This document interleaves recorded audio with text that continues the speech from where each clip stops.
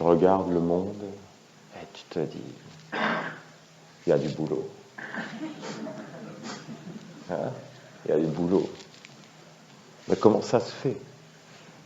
Parce que quelque part, si tu tournes ton regard vers le sein du Père, vers la lumière, tu vois que la lumière, c'est la force des forces, et qu'il n'y a pas de problème, et qu'il n'y a pas de faiblesse.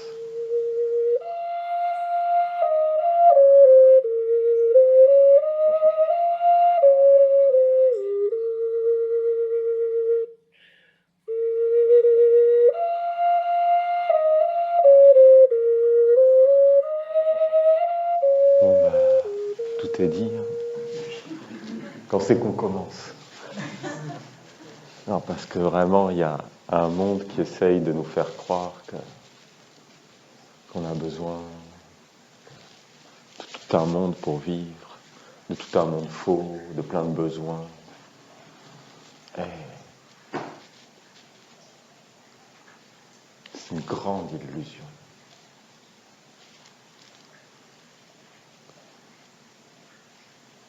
Quelle richesse, hein, quand on est ensemble. Quelle richesse tout court, la vie, tout entière. L'âme, la pensée, le corps, Dieu. Tout est merveille, tout est expansion, sans limite. Et c'est juste dans l'œil de l'homme que peut naître le rétrécissement, l'enfermement, l'illusion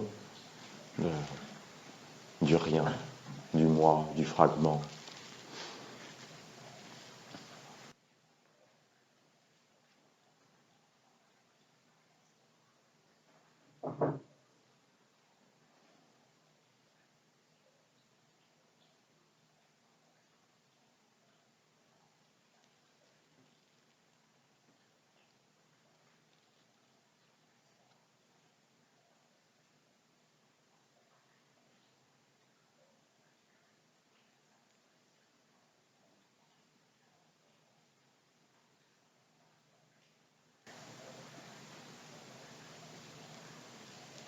Comment faire, hein, pour sortir de cette illusion?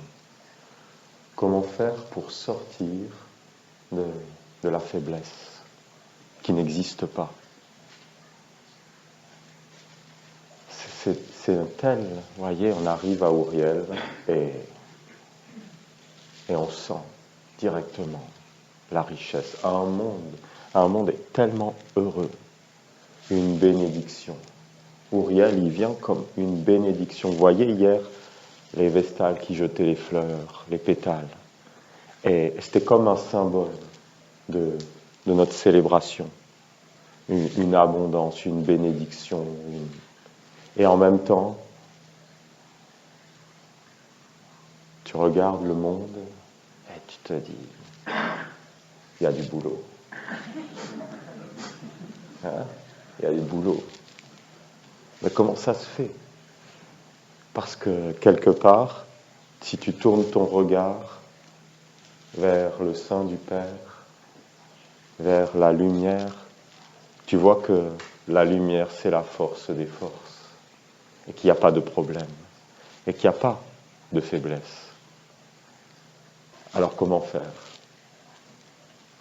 Comment faire pour être soi?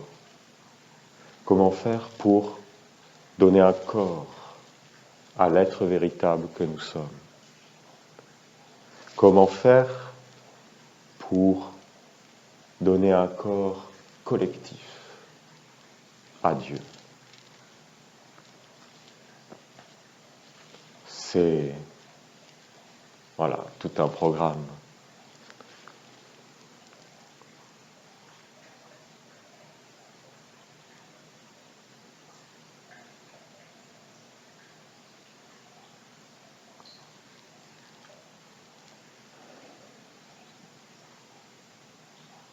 Écoutez, je ne sais pas comment je vais faire, mais on va on va commencer quelque part.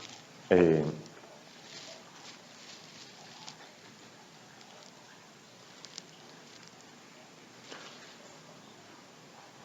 j'étais sur la terre du nouveau commencement, la terre du jardin du silence. Et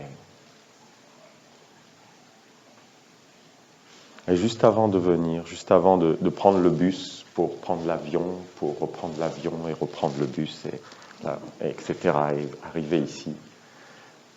Et 1 heure avant de partir, je vais sur la terre. Et écoutez, c'est juste une histoire d'amour. Dès que tu poses le pied sur cette terre, déjà tu enlèves tes sandales tout de suite. Parce que tu te dis, non, c'est comme tu le sens. C'est juste une histoire d'amour. Et tu dois poser tes pieds nus sur la terre. Et tu veux rester là. Et tu marches. Alors je vais près de la rivière et je me pose. Je m'ouvre et quelque part j'appelle mon ange.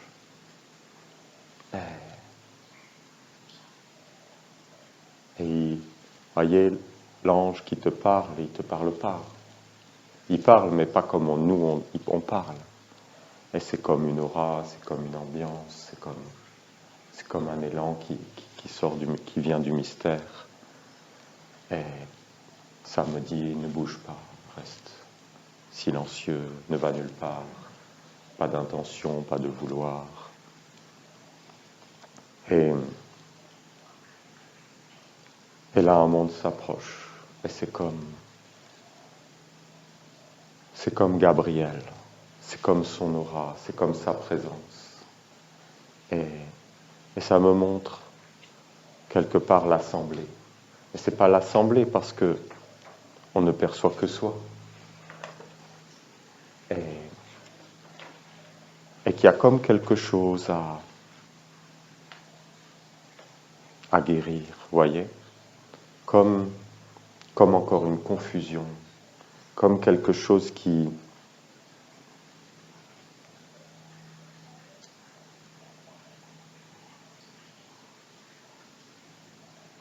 fait que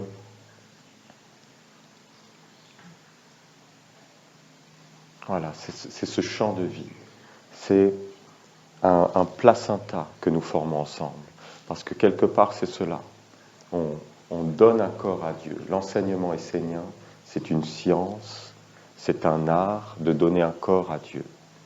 C'est une science de la magie, une science un art de la magie, de comment donner un corps, comment créer un monde, un réceptacle à l'intérieur de soi, mais aussi dans le monde, et comment transmettre cela pour les générations futures. C'est une œuvre, une bénédiction, un amour, un élan de Dieu. Hier soir, c'était pendant la conférence, à la fin de la conférence, il y avait comme un amour dans l'air, voyez, comme cette qualité du Christ qui était là. Et on voyait que c'est cette unité, c'est cette présence. Écoutez, il n'y a pas de mots, j'essaye de mettre des mots, mais c'est mystérieux tout ça. Moi-même, je ne comprends rien. C'est pas très rassurant, hein, mais peut-être que c'est rassurant en fait. Hein. Parce qu'au moins on ne comprend rien ensemble.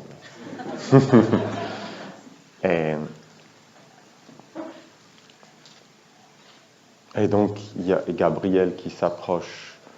Et je suis là, au bord de la rivière, sur la plage du jardin d'Adonai, Éden. Parce qu'au début, tu enlèves tes sandales. Après quelques jours, tu enlèves tout. Et tu es dans le jardin. Et oui, parce que tout surplus devient un peu... Bon. On sent que ici, voilà. Et donc tout te touche, tout te parle. Et là, ça me dit, je dis, mais alors comment faire? Parce que je vois déjà, à Raphaël, les mondes nous avaient montré, et on ne l'avait pas forcément partagé, mais qu'on devait arriver à Michael comme un égrégore, comme si ce n'était pas encore réel dans notre communauté, comme si on n'avait pas encore trouvé cette unité, cette puissance quand le maître Olivier Maïtara était là, et que lui-même était cette présence de l'amour, et que tout le monde reconnaissait l'amour. Alors il y avait, vous allez voir n'importe quel, entre guillemets, courant essénien, et vous allez voir dans tous les villages, dans tous les endroits, la seule chose que vous rencontrerez de commun, c'est qu'ils disent « Ah, Olivier, hein? Olivier, il avait l'amour. Olivier, il te regardait, il te laissait libre. Olivier te regardait et tu te sentais comme ennobli. Il voyait la merveille. Jamais il y avait une pression, un enfermement. »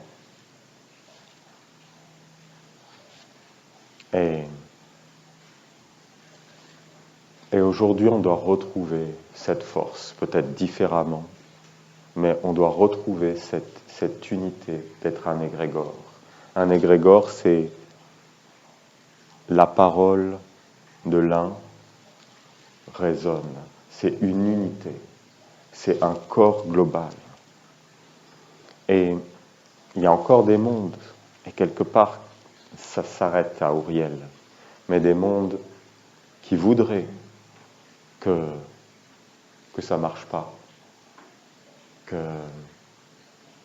qu'on se divise. Et c'est le doute. Et on arrive à Auriel, libre de peur, libre de doute, libre de...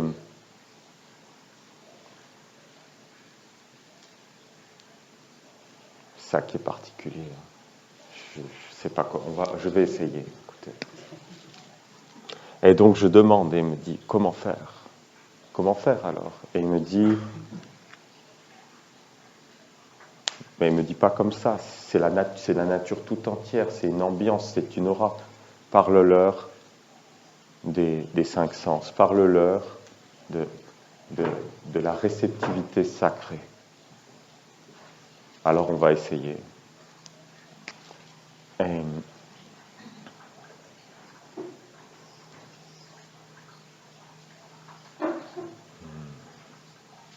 Parce que vous voyez,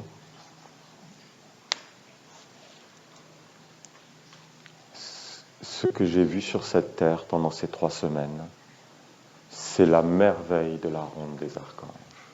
C'est la merveille de la Bible essénienne. Mais pas la forme. Bien sûr, la forme, mais ce qu'il y a derrière. Tu lis la Bible dans la nature, c'est un mystère. Et on ne peut pas comprendre la Bible. Voilà, les 5 sens, c'est ça. On ne peut pas comprendre l'enseignement essénien par la pensée mortelle. On ne peut pas comprendre quoi que ce soit en réalité par la pensée. La pensée est un fragment de l'ensemble. Comment un fragment pourrait comprendre la totalité?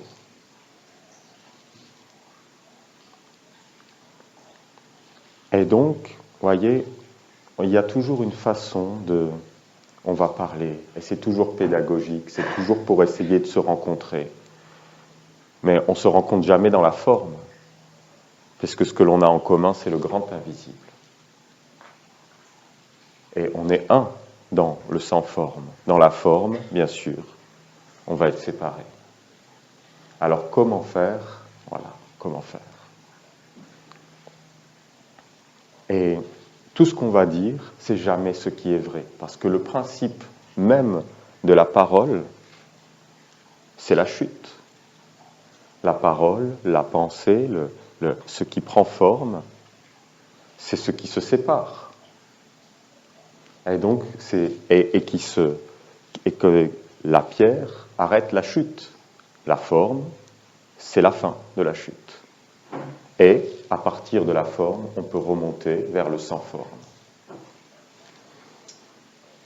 Et c'est les 5 sens qui sont cet intermédiaire et qui sont un outil profondément important. Alors jamais ne s'arrêter à la forme. Je lis la Bible essénienne, ce qui m'éclaire, ce qui me nourrit, c'est l'esprit. L'esprit vivifie, la lettre tue.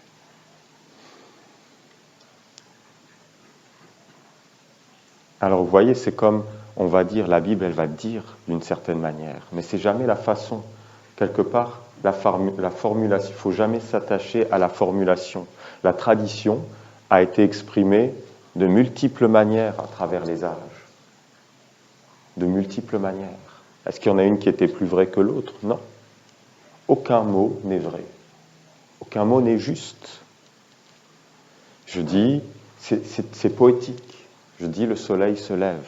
Je sais très bien que le soleil ne se lève pas, que la terre tourne sur elle-même. Je dis le soleil se lève, c'est pour dire quelque chose. Je dis l'homme doit choisir, mais c'est pour dire quelque chose. Je sais très bien que l'homme n'a jamais choisi, que l'homme ne peut pas choisir, que j'ai pas choisi, j'ai rien choisi. J'ai pas choisi de naître, j'ai rien choisi du tout.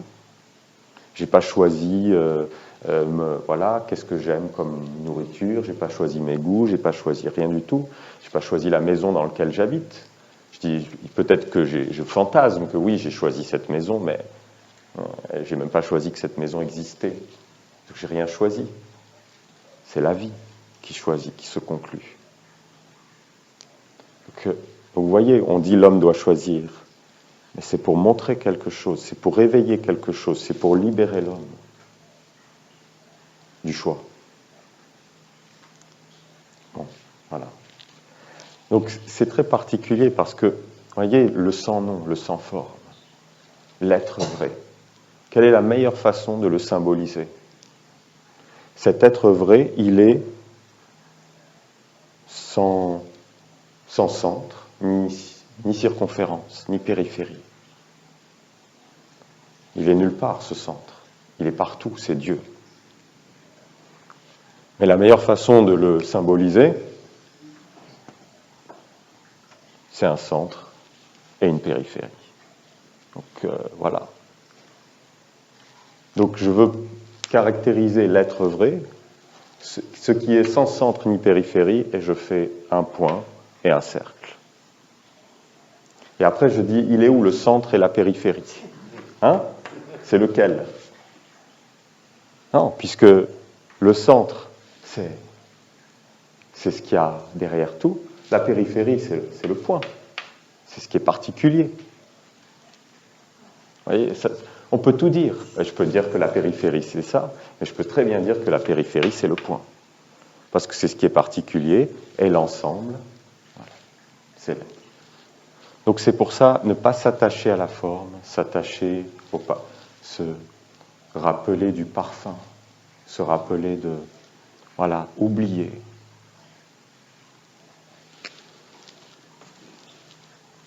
Alors,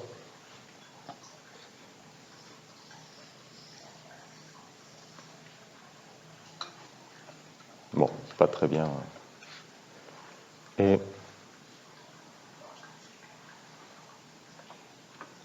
je vais le refaire parce que là.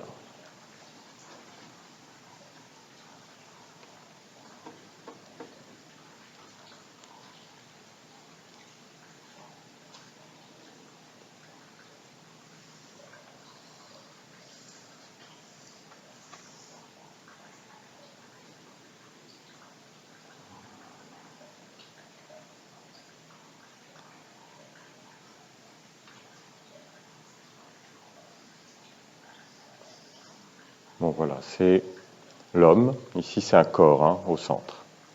Je ne sais pas si vous voyez, si c'est clair, mais donc il y a l'être vrai.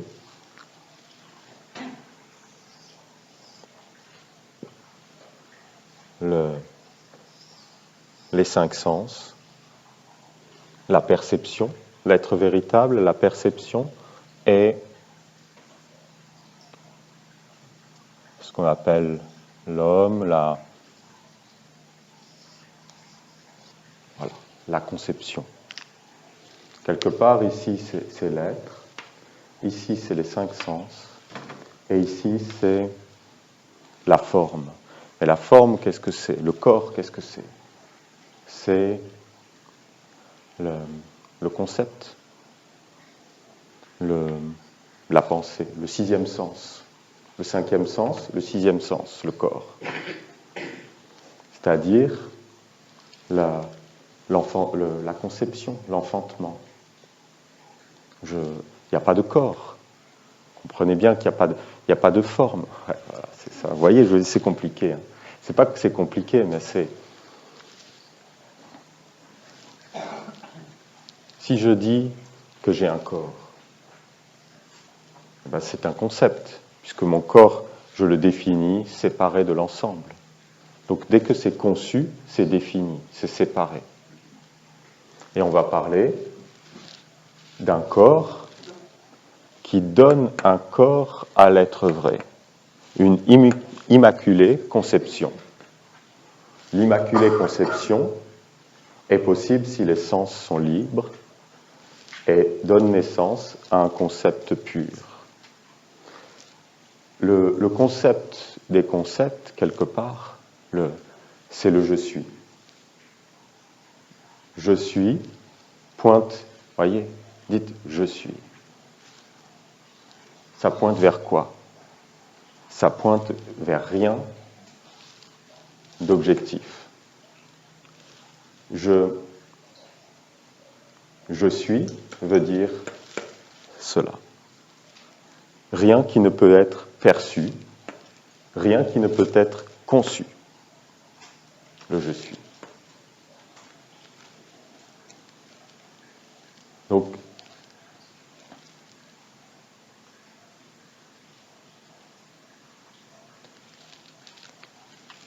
nul n'a jamais vu Dieu. Il est avant la perception et avant la conception.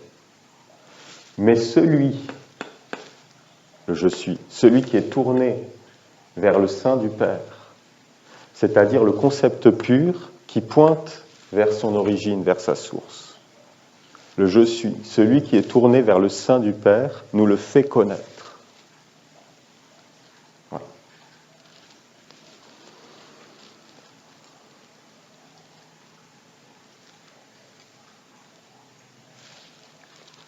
Alors,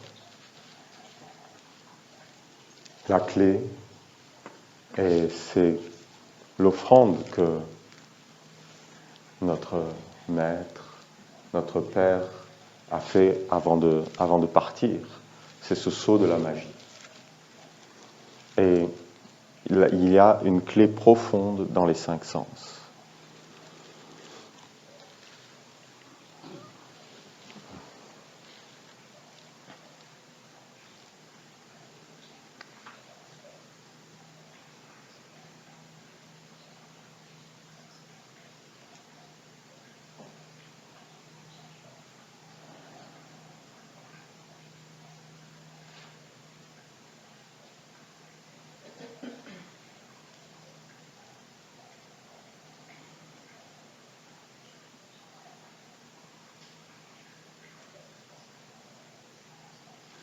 Donc si je lis la Bible, c'est comme un mystère. C'est pas pour savoir. Si je lis pour savoir, pour connaître, je vais demeurer dans la mort. On dit le savoir qui ne s'apprend pas. La Bible est un outil, une révélation pour aller vers le vrai. Mais le vrai savoir, c'est pas ce qui a écrit, c'est pas la lettre, voyez. Si je dis le mot sucre n'est pas sucré, c'est pas le vrai savoir. Je peux pas dire je connais le sucre parce que je parle du sucre toute la journée. Le mot n'est pas ce que c'est. Et pour connaître, pour se faire un corps, c'est les cinq sens. Les cinq sens sont le monde intermédiaire qui permet, à partir du corps, à partir de la lettre, à partir du concept, de remonter vers la source, de pointer vers, c'est un symbole. Alors bien sûr, tout vient de la source. Il n'y a rien qui est en dehors de Dieu. Mais il y a ce qui vient de la tradition. Ce qui vient de la tradition, c'est ce qui vient de cela. Et quelque part, on pourrait dire que même des êtres comme un chef-d'œuvre, un tableau, qui est émané du silence, qui est émané qui est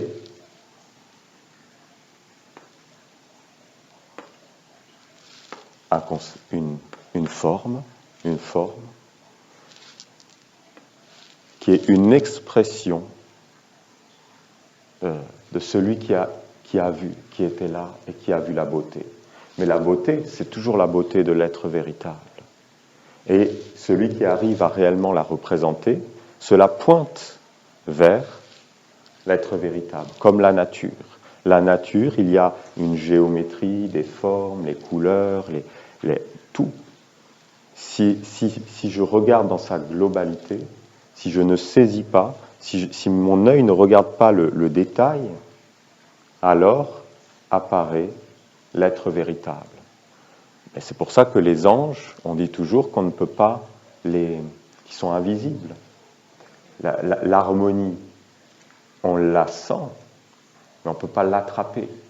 L'harmonie qu'on connaît, c'est pas l'harmonie. L'harmonie que je dis, si je dis c'est ça l'harmonie, ben c'est pas l'harmonie, parce que je ne peux pas la définir. Tout ce que je vais définir, voilà, ne peut être qu'un symbole.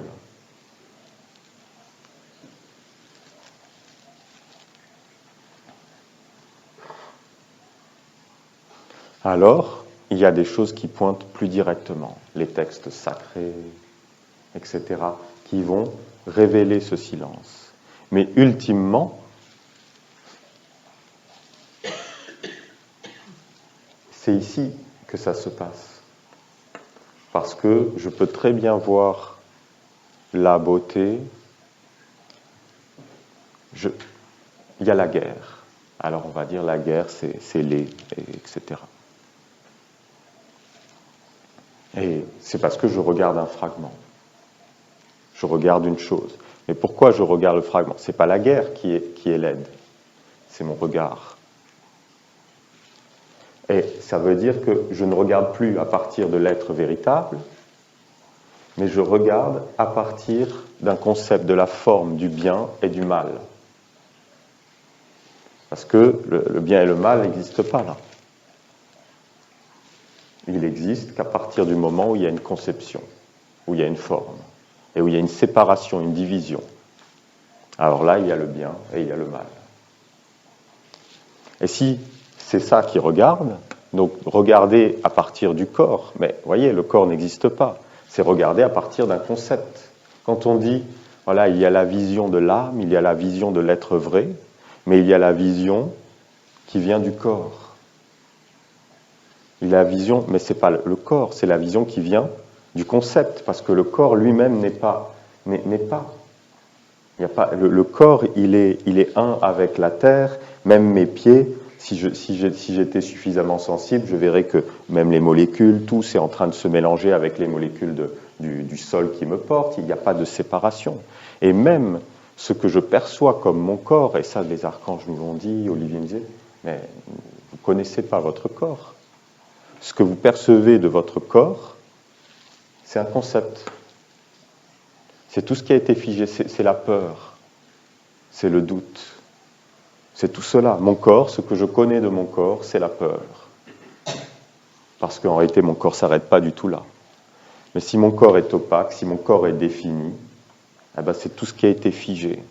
C'est tout ce qui a été... Voilà.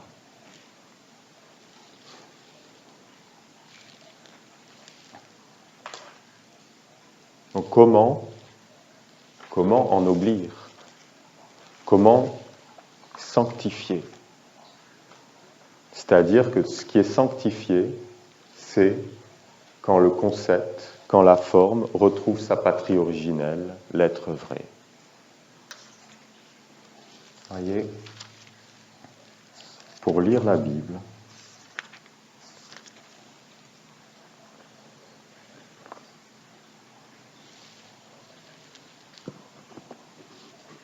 et il faut la lire toujours comme la première fois et la dernière fois. Si je la lis et que je fais une référence je me dis, ah oui, ça c'est ça. Ça je comprends, et ce qui me parle, ça veut dire ça. C'est-à-dire que quand je la lis avec mes 5 sens, parce que j'appréhende le monde toujours avec les 5 sens au départ, et si les 5 sens sont pris par le moi mortel, ici c'est l'inconditionné, ici c'est un monde qui est conditionné. Et si les 5 sens sont conditionnés par ce que je sais, voilà, une pensée qui vient d'une pensée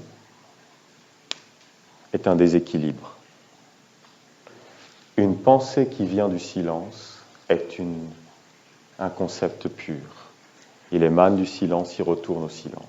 Une pensée qui vient d'une pensée, qu'est-ce que c'est? N'importe quel jugement. Ah, lui, il est avare. C'est-à-dire, je fais référence à quelqu'un d'autre qui ne serait pas avare. Et donc, c'est une pensée qui émane d'une pensée. Toute évaluation, comparaison, jugement est un déséquilibre. Une pensée qui vient d'une pensée. Un monde fermé, la mort. Un cercle vicieux.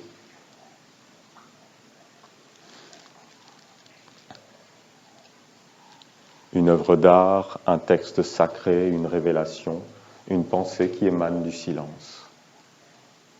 Alors voilà, bien sûr qu'il pourrait y avoir un autre type de jugement, mais ce n'est pas un jugement, c'est une lumière qui éclaire. Tu ne jugeras pas sans avoir la lumière, de peur de vivre toi aussi la même épreuve afin de la comprendre. Abstiens-toi de tout jugement hâtif. Mais tu peux... Mais alors ça veut dire, si j'ai la lumière, je peux juger.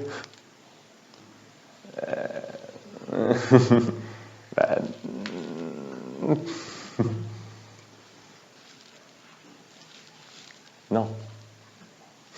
Non, puisque tu n'existes pas. Eh oui. La lumière est claire. Dès que tu existes, dès que tu évalues, c'est que déjà tu as une image de toi-même. Dès que tu penses que l'autre est avare, tu es déjà dans une relation divisée, où tu es séparé de l'autre. Tu es déjà dans un monde mort. Alors, voyez, ici, le travail des 5 sens, c'est de libérer les 5 sens de la mort. La mort, c'est je sais. Dès que je sais, et que je pense que je sais, je suis dans une mémoire. Je ne suis plus dans une perception.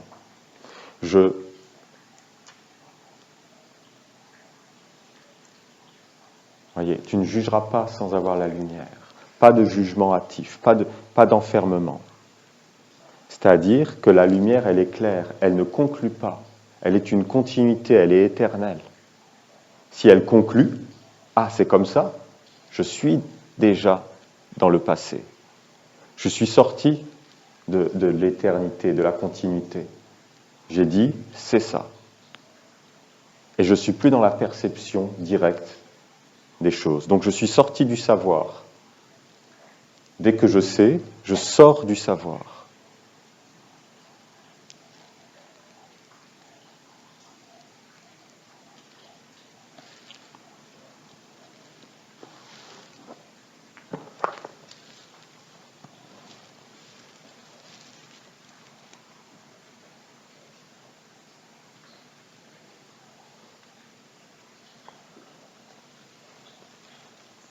Alors c'est pour ça que Olivier, quand il nous a appris à lire la Bible, il nous a dit « Faites-le comme une offrande. Ne faites aucun lien personnel avec la Bible. Aucun lien personnel. Si je lis la Bible et que je fais référence et que je dis « Ah, il veut dire ça, je comprends, je fais référence au passé. » Donc je conduis l'intelligence dans la mort. Je conduis dans le savoir mort.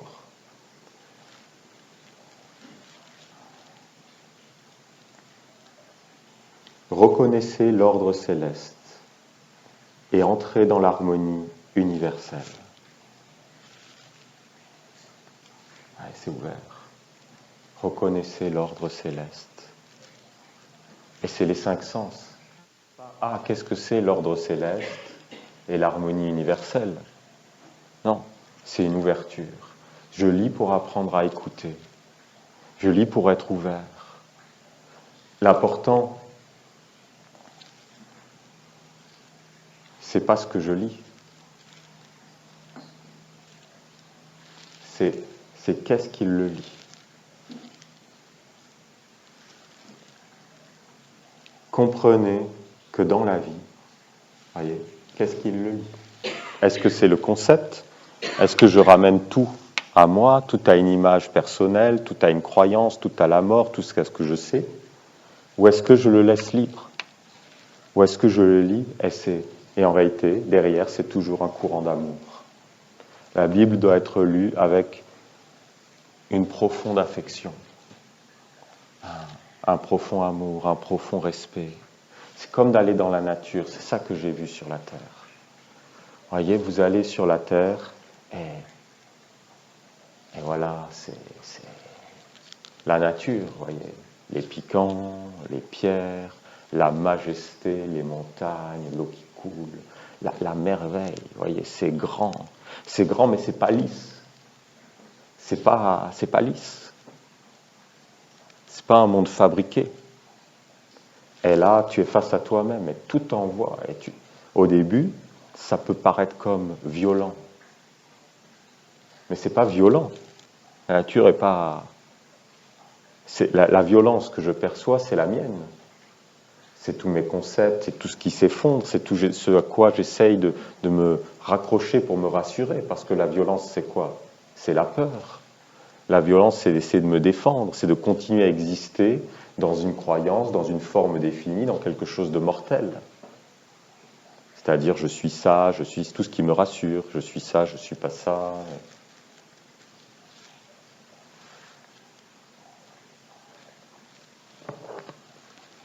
Et la Bible, c'est pareil. La Bible, je la lis, et si je me prends pour quelque chose, ça peut être dérangeant. Un frère me disait, l'autre jour, il me disait, ah moi, quand ça va pas, j'ose pas trop ouvrir la Bible des fois parce que j'ai l'impression que je vais me faire redresser, qu'on va m'engueuler. Et oui, si j'ai une image de moi-même, je peux sentir ça. Mais si je lis la Bible sans référence, alors c'est toujours un courant d'amour, c'est toujours un remède, c'est toujours une vibration qui vient, qui guérit, qui apporte la solution. Mais c'est pas dans l'intellect, voyez.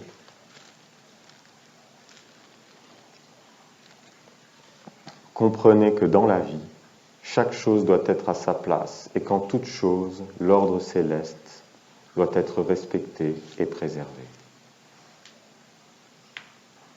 Rien n'est plus important que d'étudier l'harmonie cosmique afin de vivre avec elle.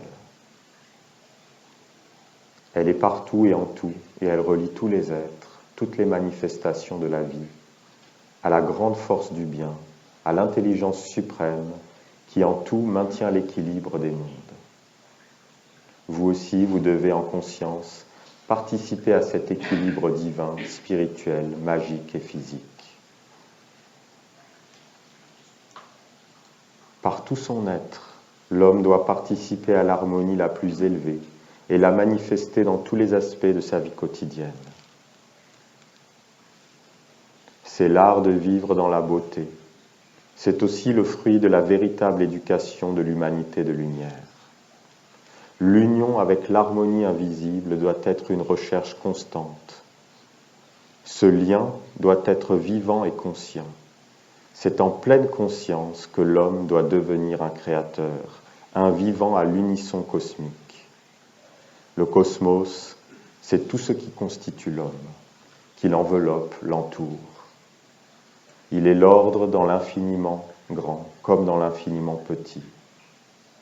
Tout est lié, relié par de multiples combinaisons qui vont du plus dense au plus subtil.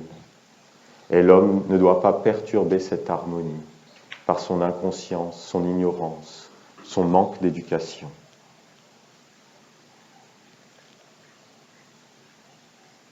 Alors, que toute la nature montre qu'elle œuvre à l'unisson cosmique. Pourquoi l'humanité pense-t-elle et agit-elle en opposition? L'homme veut se sentir exister par lui-même, mais pour cela, il n'est pas obligé de devenir un destructeur. La mission de l'éducation est de démontrer l'harmonie universelle dans tous les domaines de la vie, d'accorder la faculté créatrice de l'homme avec celle du cosmos et de la nature.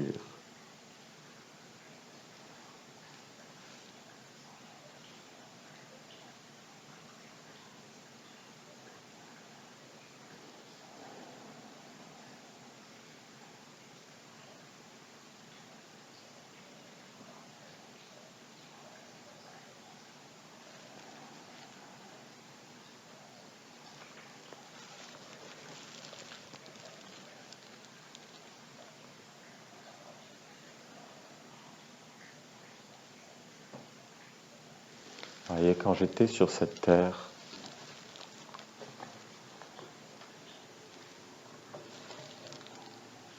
ce que j'ai rencontré principalement durant cette initiation, durant cette période de 21 jours, c'est le doute. Mais un doute qui était comme caché. Et le doute, le bon doute, c'est juste de ne pas conclure. Si je suis dans le bon doute, je ne conclus pas.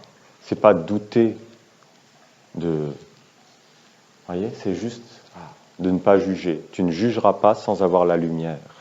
Alors, je doute de tout ce que je peux savoir, moi, de toute conclusion. Dès que je pense, je suis ça, j'ai fait ça, alors je doute, normal, j'ai pris une forme, j'ai cloisonné, donc le doute vient, c'est normal, il est bon. Il te dit, non. Parce que tout de suite, c'est remis en question. Tout de suite, la vie remet en question. Ce qui est figé, la vie est mouvement, la vie est vie. Donc dès que je conclus, dès que je sais, je doute. La conviction profonde vient dans le non-savoir. La conviction profonde, c'est pas de savoir, c'est de voir que je ne peux rien, que je ne suis rien de particulier, que je ne peux pas conclure, que je ne peux pas dire je suis ça, je suis ça. Si je me définis, je doute. Dès que j'ai une image de moi, je doute. Alors le doute est bon dans ce sens-là. Mais à un moment, le doute devient un obstacle à la lumière.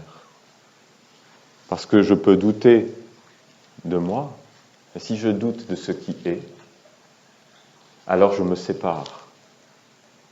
Et à un moment, je regarde le doute, je me rends compte que je ne doute pas, que le doute est en moi, qu'il est tout petit, qu'il est inexistant. Et alors la merveille. Ce qui s'est passé sur cette terre, c'était ça.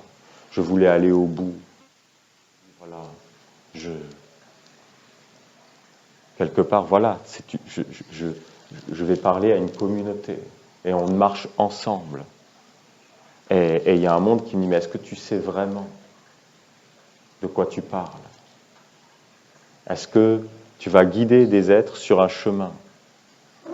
Et quelque part, voilà. Et alors j'étais comme dans un abandon, un être, ok, je suis prêt à tout voir. Je suis prêt à ce que même toute la Bible et tout ça, c'était une illusion, un monde complètement, voilà, de l'homme. Vous voyez, c'est comme si quelque chose qui est tout petit, qui n'existe pas, commence à grandir, parce que la lumière s'approche. Et au moment où ce doute révèle sa vraie existence, c'est-à-dire le rien, la merveille de la ronde des archanges, la merveille de la Bible essénienne, l'évidence de tout. Et je me suis dit, mais comment je peux douter? Comment je peux douter que c'est toute ma vie, que c'est mon corps, les 4 corps, les 5, tout cela, tout ce qui... Non mais c'est impossible, c'est mystérieux, c'est mystérieux. Parce que, en réalité, on ne choisit pas. Je n'ai pas choisi d'être essénien. On ne choisit pas la ronde des archanges. On ne peut même pas la saisir. C'est l'univers tout entier. Par contre, à un moment, on est saisi. C'est la ronde des archanges qui nous prend. Et alors, voilà, on se débat un temps. Eh oui, on se débat parce qu'on veut continuer à exister. Parce que Dieu vient comme un voleur. Il te prend tout. Tout ce que tu crois que tu es, il te le vole. Tout ce que tu n'es pas, tu le perds. Eh oui, Dieu vient, ah bon, et tout s'en va. Et finalement, il te donne tout. Parce que être rien, c'est être tout. Mais dès que tu es quelque chose de particulier, tu es rien du tout. Tu as tout perdu. Donc Dieu vient comme un voleur pour tout te donner. Ouais.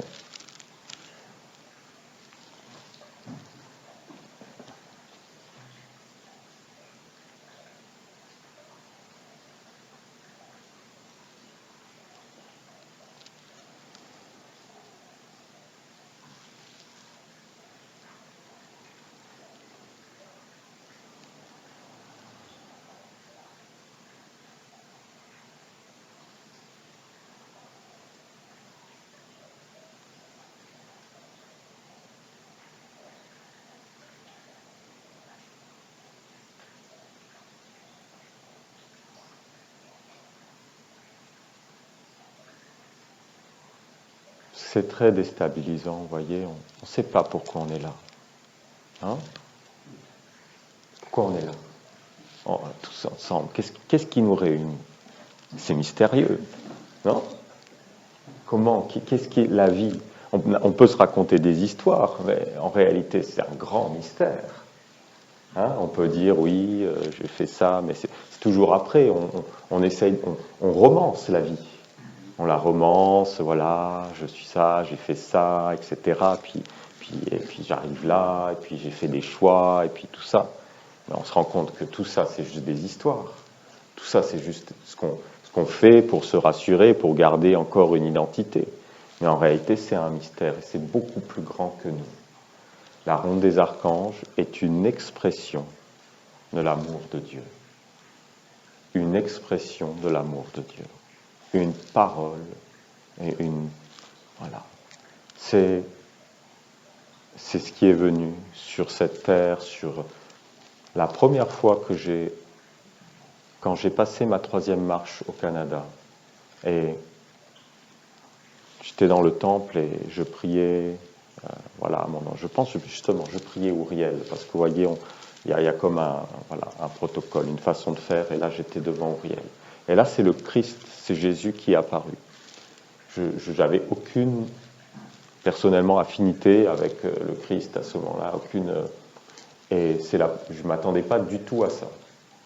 Et là, l'ambiance, c'était ça. C'était la nation essénienne et la manifestation de l'amour de Dieu. Et voilà, c'était juste... Et après, bon, ça m'est resté, mais voilà, c'était juste comme un avant-goût. Et là, ça devient une évidence. Ça devient une force. Mais ça ne peut pas être saisi, vous voyez? C'est un courant. C'est une évidence. C'est un courant. Voilà, c'est ça que je veux vous dire. C'est que la Bible, c'est un courant d'amour. Et si tu le conceptualises, tu mets une pierre, tu essaies de freiner le courant. Si tu dis, j'ai compris, je suis ça, il faut que je fasse ça, tu arrêtes le courant. Si tu lis la Bible et qu'elle te dit, l'homme doit faire cela. Je dois faire cela. Et là, tu es devenu dur et tu arrêtes le courant. Non. L'homme doit faire cela. Tu es libéré. Tu es libéré d'un poids. C'est pas un poids d'une responsabilité en plus, ah, je dois faire cela. Et là, tu deviens dur. Non. C'est un courant. Et là, c'est l'amour de faire cela. C'est pas, vous voyez, on peut pas utiliser, il n'y a pas aucun mot qui est juste. L'homme doit faire cela, c'est pas pour que d'un coup l'homme devienne dur et commence à dire, bah, toi aussi tu dois faire cela, et puis voilà, et que maintenant on devienne des dictateurs. Il y a en fait, voilà, il y a un grand danger dans l'enseignement essénien. C'est qu'il y a toute une partie, effectivement, qui a été, et c'est une merveille comme j'en connais pas, de conceptualiser. C'est plus facile avec la poésie d'être proche du réel, d'être proche de l'ultime. La poésie, c'est comme, voilà, déjà indicible, ça pointe déjà vers ce que tu ne peux pas saisir, et c'est directement dans les sens. Et la Bible est réellement poétique aussi. Mais elle est allée loin dans la capacité de conceptualiser. Et c'est une merveille à ce niveau-là. Mais il ne faut pas l'enfermer dans cela. Il ne faut pas la garder dans un concept. Et parce que sinon, ça devient une dictature comme une autre. Si l'enseignement essénien peut devenir très facilement, on crée une nouvelle civilisation, hein, l'homme nouveau. Hein, ça fait penser, il y en a qui ont voulu créer l'homme nouveau, hein, et la nouvelle race, hein, et la race aryenne et tout ça. Hein. Non mais c'est dangereux. C'est dangereux d'être dans l'idéal. C'est vrai, c'est beau dans le sens où l'idéal vient de là, du sans nom. L'idéal, il n'est pas nommé. C'est une émanation, c'est l'harmonie, c'est quelque chose de profond. Mais si l'idéal, il est là, hein, si c'est un concept, si c'est une forme, c'est une dictature. Et c'est là que, quelque part, je veux en venir, c'est-à-dire j'aimerais débuter parce que je me rends bien compte que je savais que ça allait être difficile pour moi d'exprimer ce que je voulais vous partager. Mais c'est comme pour mettre une première semence, c'est quelque chose à développer. Parce que l'enseignement essénien, il a été transmis comme cela, comme des semences. Mais il y a un psaume qui dit, voilà, les psaumes sont venus sur la terre comme un être, quelque part, qui vient dans le monde de la chute. Et c'est à l'homme de le libérer. Il vient comme un concept, une semence, ici. Mais cette semence, elle doit refleurir et retourner à la source. Et c'est à nous en libérant les psaumes, on se libère nous-mêmes. C'est ça, la technologie essénienne. C'est ça, la technologie de la lumière. Olivier, il avait dit, c'est ça, le culte de la lumière, c'est une technologie sacrée. Alors, on n'aime pas trop ce mot, mais c'est un monde, justement, pour contrebalancer le monde moderne, l'intelligence artificielle, tout ce monde robotique qui arrive. Et que c'est pas encore, il me dit, c'est pas encore apparu. Et on doit le faire apparaître comme des écoles. Olivier, il a dit, moi je suis un ensemenceur. Je suis venu pour apporter des semences. Mais quelque part, j'ai pas le temps de vous former. Si je devais vous former, j'en formerais 2, 3. Et voilà, pour réellement. Mais je peux pas, j'ai autre chose à poser. Donc quelque part, on l'a senti qu'on n'était pas formé quand il est parti. Hein, on l'a vu, comment ça s'est passé partout. Qu'il n'y avait pas le corps qui permet que tout reste ensemble. Quand il n'y a pas le corps, ça se divise. Et quelque part, cette terre, c'est une merveille. Ça vient comme une réponse. C'est le jardin de la lumière. Et c'est pas d'aller ou pas sur cette terre. C'est pour tous. C'est un champ de vie. C'est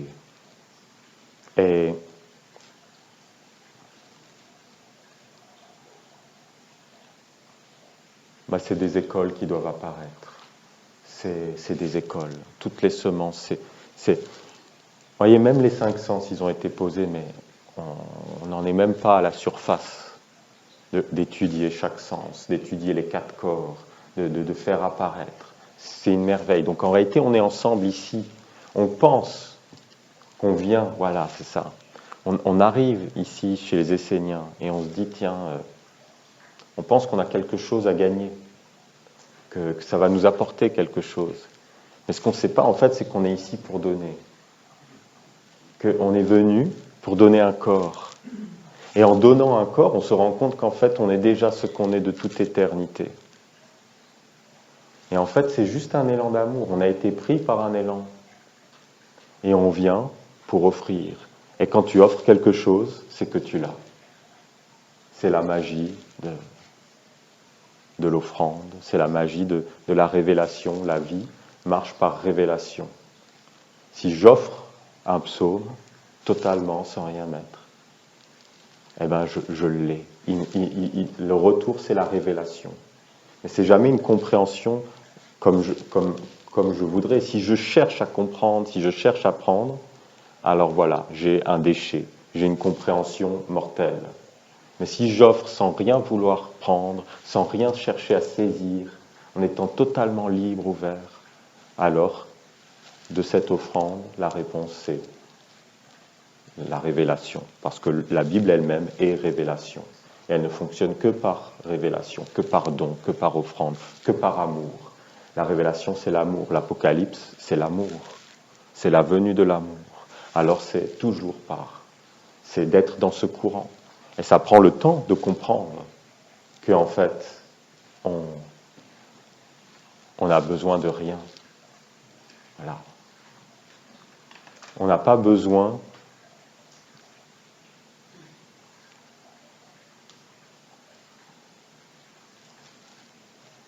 de...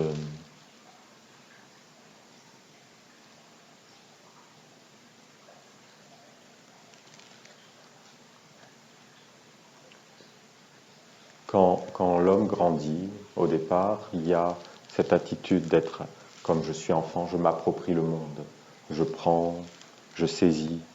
C'est comme une habitude, c'est un réflexe qui est bon pour l'enfant, qui est bon de s'approprier. L'enfant a un besoin, mais à un moment, ça devient comme une... si l'éducation n'est pas là, ça reste. Et alors on est adulte et on cherche toujours à saisir, et même dans les sens. Et là, il y a quelque chose, quelque chose de très profond. Regardez quand vous regardez. Vous avez vu le Bouddha, les images du Bouddha avec le serpent de la sagesse derrière, qui est là, qui vient comme cela. Et il est derrière. Et en réalité, si je regarde avec les yeux libres, c'est-à-dire qui ne cherchent pas à prendre, ben le regard, il est derrière. C'est comme si les yeux, ils étaient derrière la tête. Ils ne cherchent pas à prendre, ils sont juste ouverts. Et c'est la globalité qui apparaît. Et là, il n'y a pas de problème, là, il n'y a pas de division. Mais dès que je prends, dès que je juge, tu ne jugeras pas sans avoir la lumière. Vous voyez, d'ailleurs, le mouvement, c'est ça. Le mouvement d'énergie, vous voyez, avec le serpent de la sagesse. Tu ne jugeras pas. La sagesse, c'est de ne pas saisir, de ne pas prendre, de ne pas chercher à exister dans une forme définie, de ne pas se comparer, de ne pas évaluer, mais de rester ouvert, sans conclusion, libre. Et tous les sens sont comme ça. Et c'est ça qui apparaît sur cette terre aussi. Une profondeur de ces 5 sens, c'est-à-dire un regard libre, des oreilles libres. Voyez, les 2 sens où il y a le plus de saisie, mais c'est dans tous les sens, mais c'est l'œil et l'ouïe.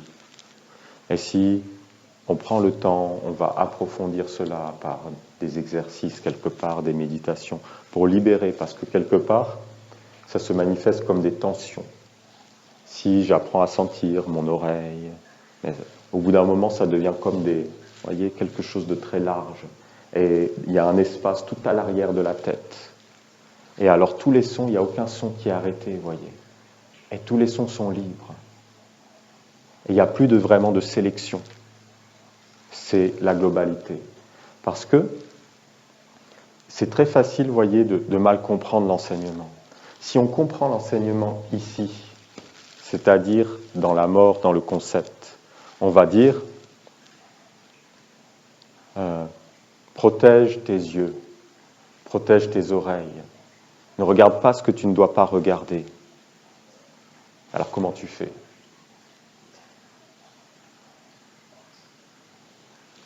Parce que le problème, c'est pas si je regarde la globalité, si j'écoute l'ensemble, eh bien, je ne vais pas être dans ce que je ne dois pas regarder. Donc c'est pas à l'extérieur, voyez, de ne pas regarder ce que je ne dois pas regarder. C'est de justement, tu ne regarderas pas ce que tu ne dois pas regarder, tu ne regarderas pas un détail, tu ne regarderas pas le défaut chez l'autre, tu ne regarderas pas, tu n'enfermeras pas, tu ne chercheras pas à saisir, à enfermer, mais tu laisseras ouvert, libre. Alors tu regarderas l'ensemble, et dans l'ensemble, c'est toujours l'intelligence qui parle, c'est toujours la perfection, c'est toujours le lien.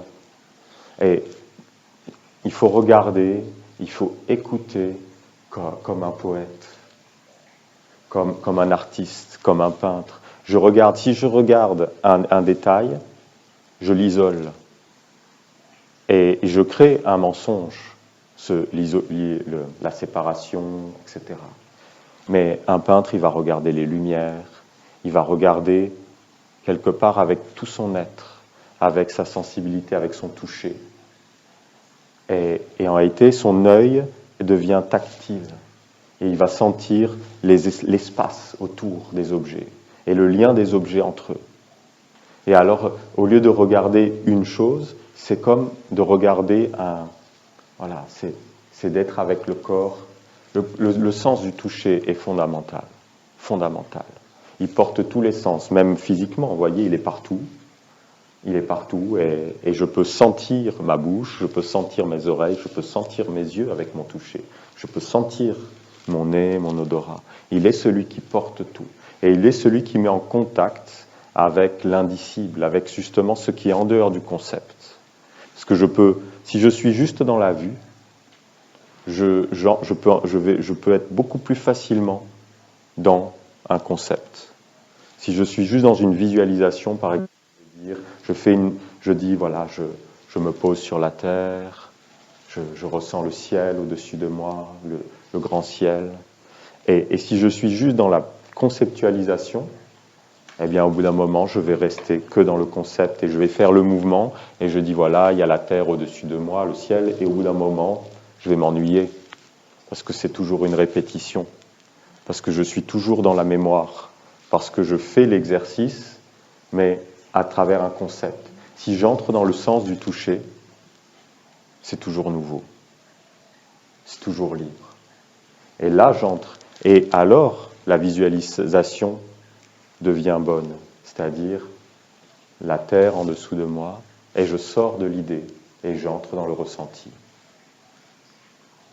Alors j'entre dans le corps organique, le ciel au-dessus de moi, puis j'oublie, puis je sors et j'entre dans le ressenti. Alors je rentre dans le corps de vie, le corps d'énergie, le corps de ressenti, le corps organique, le corps réel, le véritable corps. L'autre n'était qu'un concept, n'était qu'une image, n'était quelque chose de figé. Bon.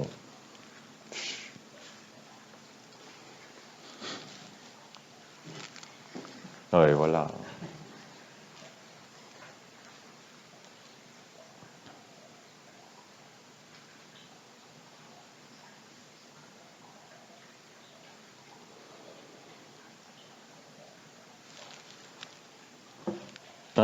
J'aime bien quand même, ça enlève plein de fantasmes, de mettre le sixième sens ici, c'est pas mal, le sixième sens là, plutôt que de dire j'ai un sixième sens, c'est incroyable, je vois plein de choses et tout. Non mais le sixième sens justement il doit venir après, quand les sens sont libres et que je vois l'évidence magique, alors il y a le concept pur qui pointe vers l'innommable. Mais si le sixième sens il vient avant la perception, je suis dans la mort. Le sixième sens, et généralement c'est comme ça qu'on vit. On appréhende le monde toujours avec nos concepts, avec nos conceptions. On voit l'autre, tu vois ton mari, ta femme, et tu sais déjà, tu le connais, mais tu ne connais pas. Tu ne connais pas. Tu ne connais pas toi-même. Tu ne connais pas. Donc il n'y a pas jamais d'enfermement, jamais de cloisonnement, toujours laissé libre. Les Esséniens doivent être connus pour être non sectaires. Non sectaires. Hein? On aimerait, il y a tout un monde qui voudrait l'opposer. Ah, un monde fermé, une secte. Un monde fermé. Un monde voudrait vraiment. Et quelque part, voilà, libre du regard des autres, on doit pouvoir amener un monde. On doit pouvoir amener un monde de beauté, un monde qui vient de cela. Ici, c'est l'être véritable, les anges, les archanges, les dieux quelque part. C'est tout ce qu'il y a au-dessus. Un ange, c'est une expression du sans-nom. On dit, voilà, les qualités. Dans la Bible, je pense, ou dans la Torah, je ne connais pas, on dit, le Dieu est connu par ses qualités, par ses vertus, par ses messagers, par les anges. Mais ces messagers, tant qu'ils ne sont pas définis par l'homme, mais dès qu'il est défini par l'homme, l'ange chute, il devient un concept. Et alors les hommes commencent à dire, voilà, c'est la paix, mais derrière c'est la guerre. Et ils vont, voilà, utiliser plein de mots, mais dans la mort, dans la mémoire, dans le concept. Alors c'est la guerre. Parce que dès que c'est la séparation, dès que je sais, dès que je suis ensemble, c'est la guerre.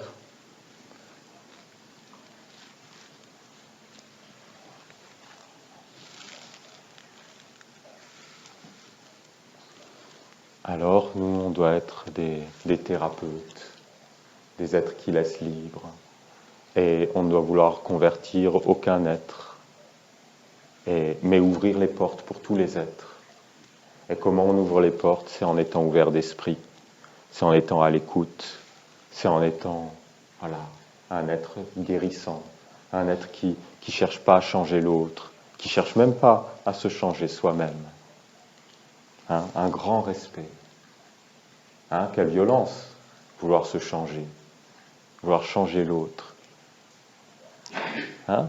C'est pour ça qu'il faut être délicat avec la Bible. L'homme doit se transformer. Non, c'est violent. Vous voyez? Bien sûr qu'il doit se transformer, mais ce n'est pas à toi de le faire, c'est Dieu qui fait ça.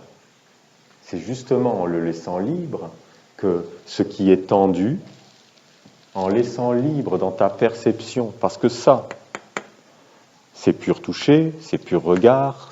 C'est l'important quand j'entre dans mes sens, c'est pas ce que je perçois, c'est que mes sens sont la perception. Comment je pourrais le dire? La perception. Dès que je conçois, je m'éloigne. Dès que je pense, je m'écarte. Dès que je ressens, je retourne vers la source. Dès que je suis dans un ressenti, je retourne vers l'origine. Et à un moment, si j'écoute la vie, l'écoute devient l'écoute de l'écoute elle-même. Parce qu'en réalité, l'important, c'est pas ce que j'écoute, c'est juste le fait d'écouter. Parce que écouter, c'est déjà cela. Je ne sais pas si j'arrive à le transmettre.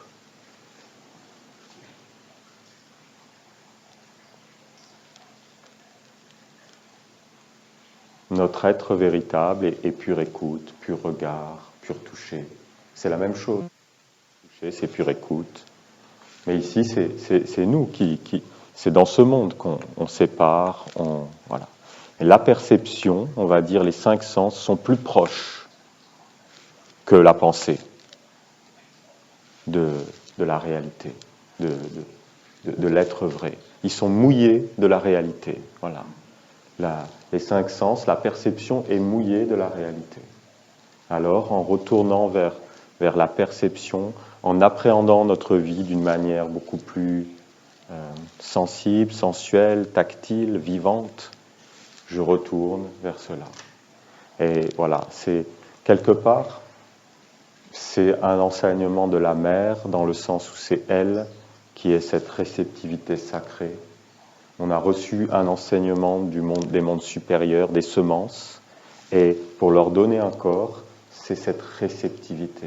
C'est cela qui manifeste. C'est les 5 sens sont des organes de manifestation,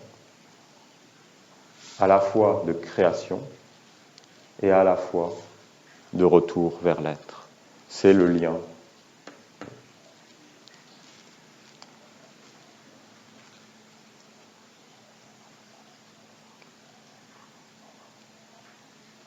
Et tout ce qui retourne vers son origine, chaque chose que je vois, te parle de l'être véritable.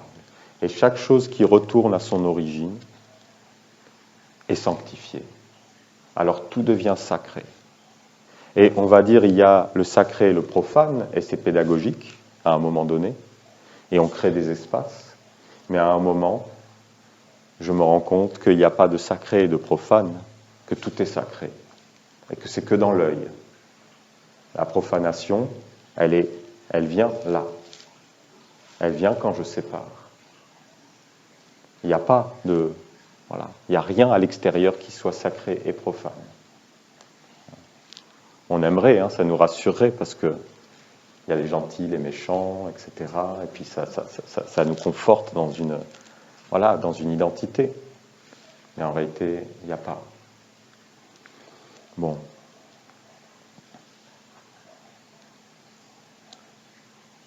C'est une introduction. Merci pour votre patience avec moi. Et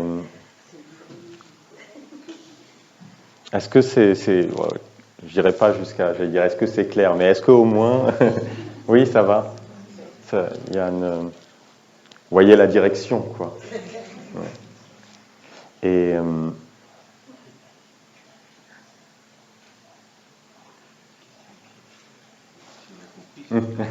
Creston.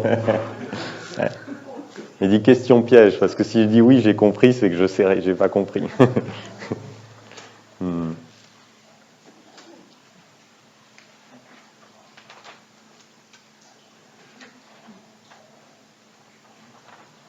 La vie, c'est de s'offrir, la vie, c'est de donner. La nature de chaque chose, c'est le don. La nature primordiale de tout, c'est le don. Si j'entre dans l'illusion d'être quelque chose, alors tout de suite, je suis dans l'insécurité à l'intérieur. Tout de suite, je suis dans le manque. Tout de suite, je vais vouloir acquérir des choses pour combler ce vide que je viens de créer par le fait avoir une image de moi-même. Dès que je pense que je suis quelque chose, alors je vais d'une boîte vide en boîte vide. Je veux une nouvelle voiture, je veux une nouvelle femme, je veux tout ce que je peux acheter pour essayer de combler cette insécurité.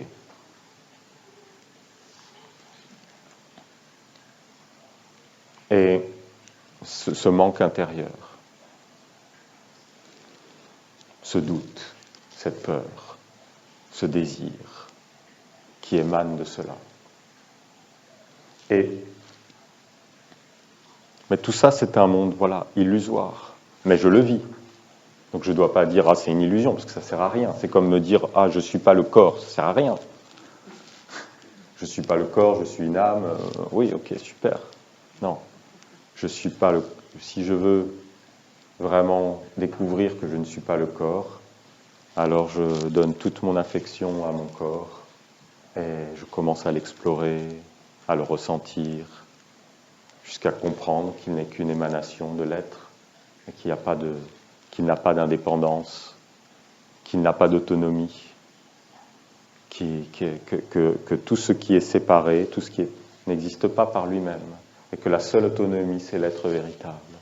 Que la seule liberté, c'est l'être véritable. Et qu'il n'y a pas de liberté, et qu'il n'y a pas de liberté en tant qu'homme.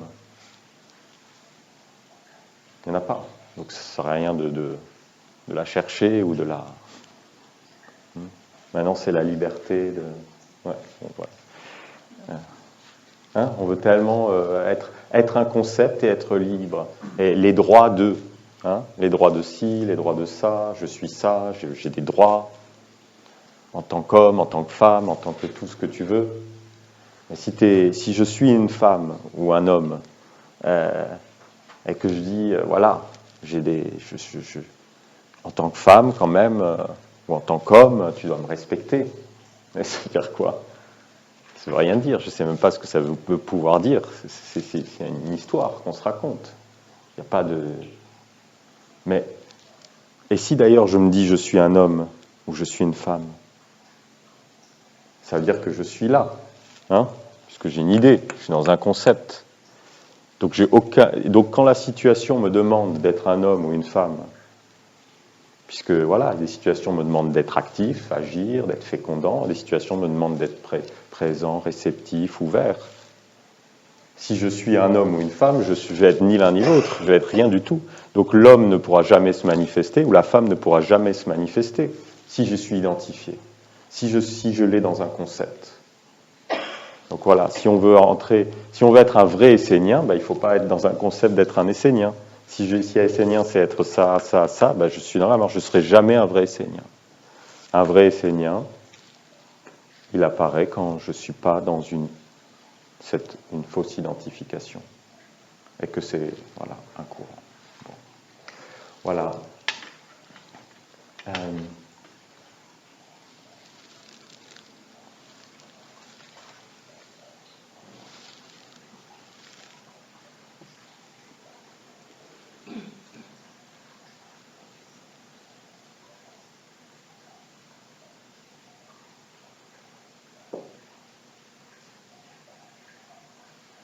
Donc la vraie nature, c'est le don.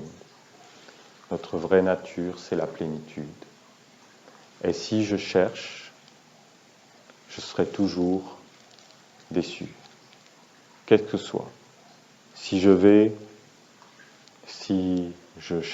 me cherche dans l'enseignement essénien et que je cherche à apprendre, je donnerai le rien, je récolterai le rien.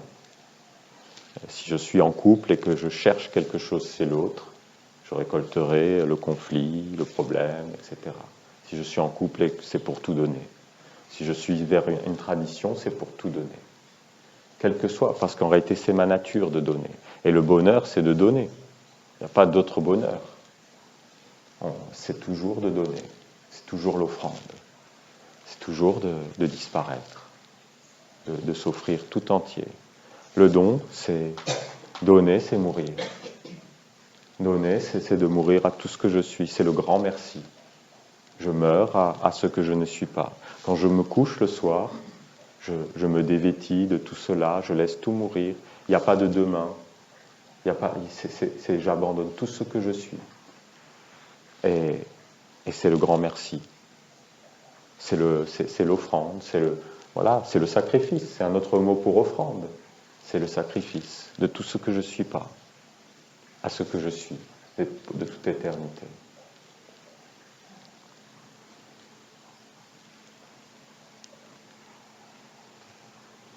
Dans l'avenir, Olivier nous disait, les gens auront leurs 5 sens par la lecture de la Bible, par le culte de la lumière.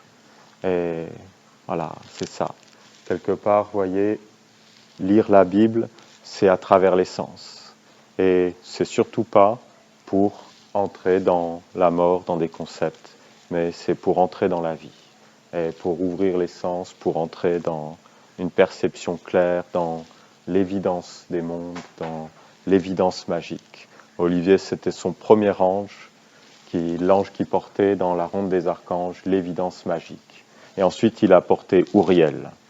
Et là, on est comme dans une écriture, vous voyez, de cela, de cette évidence magique et de ce chemin qui s'ouvre. Merci beaucoup. Merci.